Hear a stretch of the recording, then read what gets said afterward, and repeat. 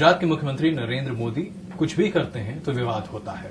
उन्होंने उपवास किया सद्भावना के लिए, लेकिन इसे भी कई तरीके से, कई नजरों से देखा जा रहा है। कोई इसे राजनीतिक चश्मे से देख रहा है तो कोई इसे प्रधानमंत्री के रास्ते का एक पुल बनता हुआ देख रहा है। बात करने के लिए खुद मौजूद है हमारे साथ नरेंद्र मोदी।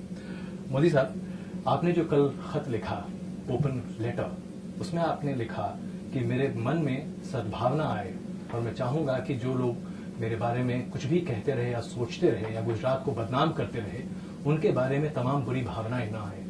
क्या अभी तक आप आहत रहे हैं कि लोग आपके ऊपर और गुजरात पर जो आप कहते हैं तमाम आक्षेप लगाते रहे हैं? मैं पहले भी कभी आहत नहीं था, आज भी आहत नहीं हूं, लेकिन आहत के सिवाय भी तो एक स्टेज होता है जो इन सब के बावजूद भी अपनापन कैसे पनपे। किसी ने कुछ कर दिया, उसके बावजूद भी अगर मैं अनशन पर बैठा हूं तो मुझे भी तो ईश्वर से कुछ अपने लिए मांगना चाहिए। तो मैंने खुद के लिए मांगा है कि मुझे शक्ति दे, जो मुझे सबसे प्यार करने की ताकत दे, सबको अपना बनाने की ताकत दे। और ये तो निरंतर प्रक्रिया है जो चलनी चाहिए। लेकिन ये जो बार बार बातें उठती हैं, आप जब भी कुछ करना चाहते हैं लोग उसे एक अलग नजरिए से देखते हैं। अभी जब आप उपवास पर बैठे तो लोगों ने कहा कि लाल कृष्ण आडवाणी की रथ यात्रा के मुकाबले कहीं न कहीं आप इसे एक नया स्टंट के तौर पर इस्तेमाल कर रहे हैं। क्या वाकई में ऐसा होता है? आपकी सोच ऐसी होती है? देखिए, मीडिया को गर्मागर्म समाचारों की जरूरत होती है। अगर वो लॉजिक जिन्होंने भी शुरू किया, क्योंकि मैंने देखा कि आपके खुद का भी यही लॉजिक था परसों या 2-3 दिन पहले, अभी वो चला गया, उसके बाद कोई उसका उल्लेख नहीं कर रहा है। हवा में एक दिन चला लिया, गर्मा गर्म कर दिया, छोड़ दिया। कोई मुझे कहे कि आडवाणी जी की यात्रा अक्टूबर में है, इसको उसके साथ क्या लेना देना। ये एक राज्य का कार्यक्रम है और राज्य में भी बीजेपी का कार्यक्रम है, इसका और इसको कोई लेना देना नहीं हो सकता, हो ही नहीं सकता। और जब मैं पहली बार मैंने आज तक पर ही सुना ये लॉजिक, तो मैं भी हो गया कि कमाल के लोग यार क्या क्या सोचते रहते हैं। तो वही सोचते हैं जो तमाम राजनीतिज्ञ कहते हैं मोदी जी। अब मैं आरोप नहीं लगा रहा हूं, मुझे मजा आया, हंसी आ गई और कुछ नहीं हुआ।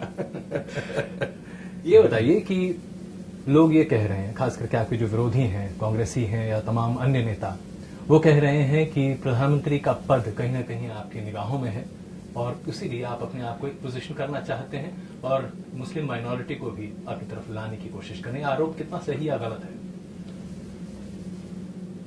आप लोग मुझे बहुत सालों से जानते हो, मेरे जीवन को जानते हो। मेरे बहुत छोटी आयु में घर छोड़ा था।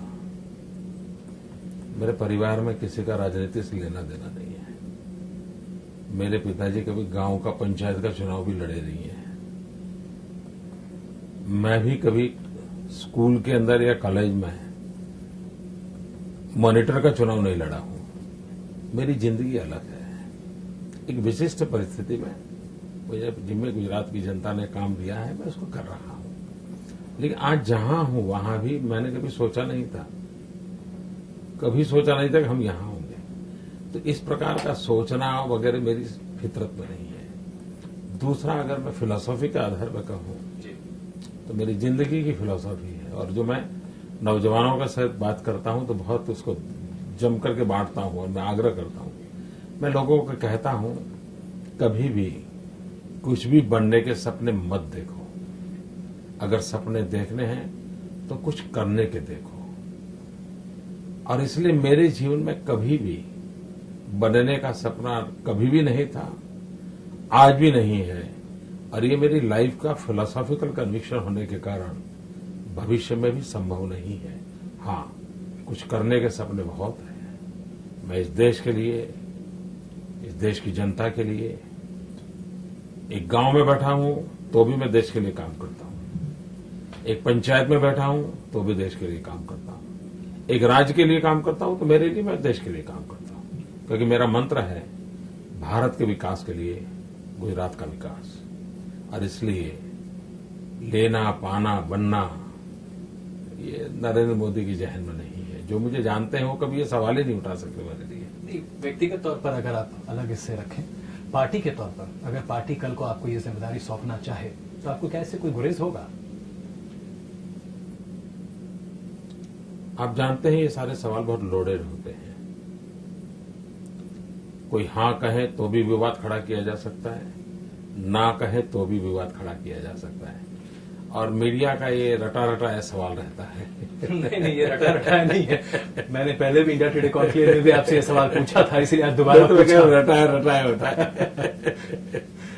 लेकिन जैसे कि पार्टी समझती है, भारतीय जनता पार्टी के लोग मानते हैं कि आप उन लोगों में से हैं जिन्हें ये जिम्मेदारी सौंपी जा सकती है। कम से कम आप ये तो मानेंगे? मेरी किसी से बात नहीं हुई है। मोदी जी, एक और अहम सवाल, बहुत सारे ऐसे लोग जो कि खास करके राजनीतिक कमेंटेटर्स हैं, उनका ये मानना है कि आपके आने से कहीं न कहीं जो एनडीए गठजोड़ है वो साथ नहीं होगा, क्योंकि आज भी आपके मंच पर जेडीयू के नेता नजर नहीं आए और शरद यादव ने कहीं न कहीं आपको एक तरह से आक्षेप भी किया आज दिल्ली में। आपको लगता है कि नीतीश कुमार या उनकी पार्टी के लोग या इस तरीके के लोग आपसे जुड़ना पसंद नहीं करते? देखिए, एनडीए का भारतीय जनता पार्टी हिस्सा है। मैं भारतीय जनता पार्टी का कार्यकर्ता हूं, मैं भारतीय जनता पार्टी का मुख्यमंत्री हूं, तब भी एनडीए तो चल ही रहा है और बड़े अच्छे ढंग से चल रहा है, तो सवाल का निशान क्यों उठा रहे हो भाई? एक और सवाल मैं आपसे जानना चाहूंगा मोदी जी, व्यक्तिगत तौर पर पिछले 9 साल से लगातार आपके ऊपर एक के बाद एक आघात होते रहे हैं। रात में जब आप अपने बिस्तर में सोते हैं, कई बार आपको लगता होगा कि क्या वाकई में ये सारे आरोप मेरे ऊपर सिर्फ इसलिए लग रहे हैं कि मैं नरेंद्र मोदी हूं, या इसलिए क्योंकि मैं बहुत अच्छा काम करता हूं? मैं शुरू में ये आरोप वगैरह की चीजें मेरा थोड़ा मन लगता था। अब मैं उसमें समय बर्बाद नहीं करता हूं। अब मैं पॉजिटिव सोचना, ज्यादा अच्छा करना, अगर 10 घंटे काम करता हूं तो 16 घंटे कैसे करूं, 16 घंटे करता हूं तो 18 घंटे कैसे करूं, इसी में मन लगा रहता है। इसलिए नेगेटिव कोई चीजें मेरे आसपास होती नहीं है, और शायद मेरी सफलता का कारण भी यही है कि आपने कभी मेरा बयान भी नहीं देखे होंगे। मैं चेक करो, मैं नहीं पढ़ता हूं, अपना काम करता रहता हूं, और लोकतंत्र में हूं तो उस पर सवाल भी उठाए जाएंगे और उठने भी चाहिए, उसकी आलोचना भी होगी, होनी भी चाहिए। वही तो डेमोक्रेसी की स्ट्रेंथ है, तो what is wrong in it? एक आखिरी सवाल, आज आपने लेबोरेटरी शब्द का इस्तेमाल किया। आमतौर पर लोग कहते थे कि आरएसएस और संघ परिवार की लेबोरेटरी गुजरात है, हिंदुत्व की लेबोरेटरी। आपने उसे डेवलपमेंट की लेबोरेटरी, विकास की लेबोरेटरी में तब्दील कर दिया। शायद धीमंत आपको अच्छे ढंग से बताएंगे। आपने शायद ये मेरा जादू पकड़ लिया कि नहीं, मुझे मालूम नहीं है। जो शब्द मुझे गाली के रूप में दिए जाते हैं, समय रहते उसी को मैं एसेट में कन्वर्ट कर देता हूं। तो प्रचारित करने की मेहनत आप लोग कर लेते हैं और बाद में उसमें रंग भरने का काम मैं कर देता हूं। तो अब मुझे किसी को लेबोरेटरी समझाने की मेहनत नहीं करनी पड़ती, लेबोरेटरी आपने समझा दिया था। अब लेबोरेटरी डेवलपमेंट की है, वही मुझे एक छोटा सा काम करना पड़ता है। मोदी जी, अगर हम वाकई में देखें तो आज जब आप अपने राजनीतिक करियर को देखते हैं, तो जहां से आपने शुरू किया आज जहां तक पहुंचे, इस मकाम तक पहुंचकर क्या आपको ये आत्मसंतोष है कि आप वो सब कुछ कर पाए या कर रहे हैं जो वाकई में आप करना चाहते थे? क्योंकि लोग आपके ऊपर आज भी कई तरह के सवाल खड़े करते हैं। देखिए, सार्वजनिक जीवन में हम अकाउंटेबल हैं और सवाल उठने ही चाहिए। हमारे पल पल का हिसाब मांगना ही चाहिए। तो कोई अगर सवाल उठाता है, it's a part of democracy and I must honour that question. तो ये तो कोई सवाल ही नहीं उठता कि ये क्या बात है। अच्छा, दूसरा विषय है कि जिस दिन किसी के इंसान के जीवन में कुछ करने का अब पूरा हो गया, उसका मतलब उसकी जिंदगी वहां समाप्त हो गई। जिंदगी का नाम ही यही है कि हर पल नया करने का इरादा हो, हर पल ज्यादा करने का इरादा हो। तो मैं तो ठहराव का विरोधी हूं जी। हम तो चलते रहना चाहते हैं और अधिक करना चाहते हैं।